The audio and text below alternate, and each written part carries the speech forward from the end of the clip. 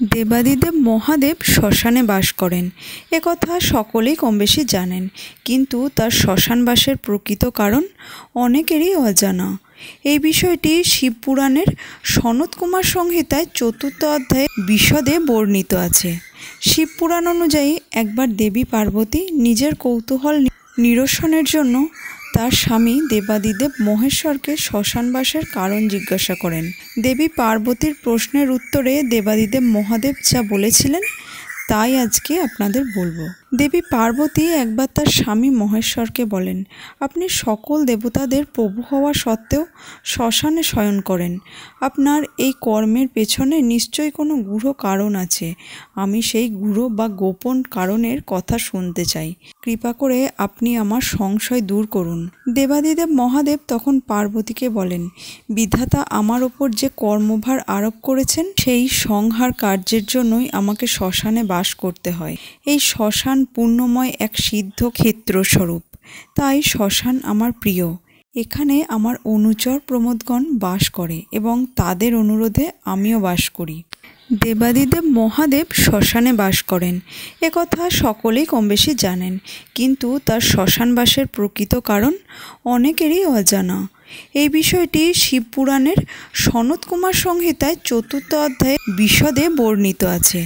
শিবপুরাণ অনুযায়ী একবার দেবী পার্বতী নিজের কৌতূহল নিরসনের জন্য তার স্বামী দেবাদিদেব মহেশ্বরকে শ্মশানবাসের কারণ জিজ্ঞাসা করেন।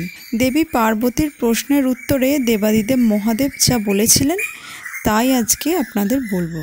দেবী পার্বতী একবার তার স্বামী মহেশ্বরকে বলেন, আপনি সকল দেবতাদের প্রভু হওয়া সত্ত্বেও শ্মশানে শয়ন করেন। আপনার এই কর্মের পেছনে নিশ্চয়ই কোনো গূঢ় কারণ আছে। আমি সেই গূঢ় বা গোপন কারণের কথা শুনতে চাই। কৃপা করে আপনি আমার সংশয় দূর করুন। দেবাদিদেব মহাদেব তখন পার্বতীকে বলেন, বিধাতা আমার ওপর যে কর্মভার আরোপ করেছেন সেই সংহার কার্যের জন্যই আমাকে শ্মশানে বাস করতে হয়। এই শ্মশান পূর্ণময় এক সিদ্ধ ক্ষেত্রস্বরূপ, তাই শ্মশান আমার প্রিয়। এখানে আমার অনুচর প্রমোদগণ বাস করে এবং তাদের অনুরোধে আমিও বাস করি। এই সমগ্র জগৎ সৃষ্টির পর সৃষ্টি, পালন ও সংহারের 3টি কার্য ভাগ হয়ে যায় 3 আদি দেবতার মধ্যে। সৃষ্টির কাজ করেন সৃষ্টিকর্তা ব্রহ্মা। সমগ্র জগতের পালনকর্তা যেমন ভগবান নারায়ণ, তেমনি এই সমগ্র জগতের সংহারকর্তা হলেন মহাদেব। তাই মহাদেব হলেন সংহারক। সৃষ্টি ও পালনের সাথে সাথে অশুভ শক্তির ধ্বংস না হলে জগতের ভারসাম্য বজায় থাকবে না। তাই সংহারেরও গুরুত্ব আছে, কারণ পুরাতন জীর্ণ অশুভ যা কিছু তা সংহারের পরই আবার নতুন রূপে নতুন কিছু সৃষ্টি হয়। তাই এই মায়ার জগতের সব কিছুই অনিত্য। অন্যদিকে বলা যায়, আজ যে জন্মাচ্ছে কাল তার মৃত্যু অবধারিত। মৃত্যুর ক্ষেত্রে ধনী গরিব, রাজা প্রজা সকলেই সমান, এ এক অমোঘ সত্য। নিষ্ঠুর নিয়তি আর বিশাল জগতের এই সংহারের দায়িত্বভার রয়েছে মহাদেবের হাতে। সেই সংহারের কাজ হয় শ্মশানের মধ্যে। দেহের অন্তে শ্মশানেই দাহ কার্য হয়।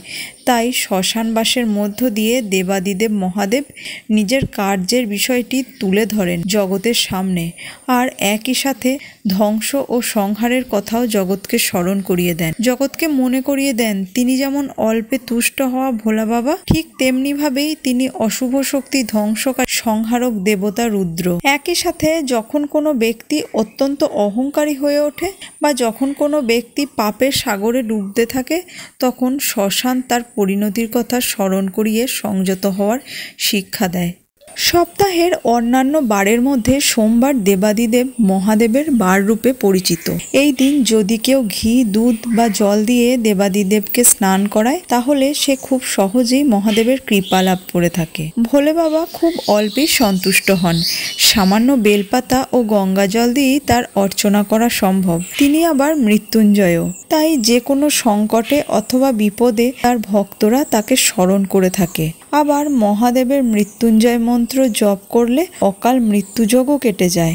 শিবপুরাণে বলা আছে, যে ব্যক্তি মহাদেবের লিঙ্গ পূজা করে থাকে সে দেহের অন্তে পরম গতি লাভ করে, কারণ দেবাদিদেবের মূর্তি পুজো অপেক্ষা লিঙ্গ পূজা উত্তম। শিবপুরাণে মহাদেব স্বয়ং পার্বতীকে বলেছেন, আমার মূর্তি পূজা অপেক্ষা লিঙ্গ পূজায় শ্রেয় জানবে।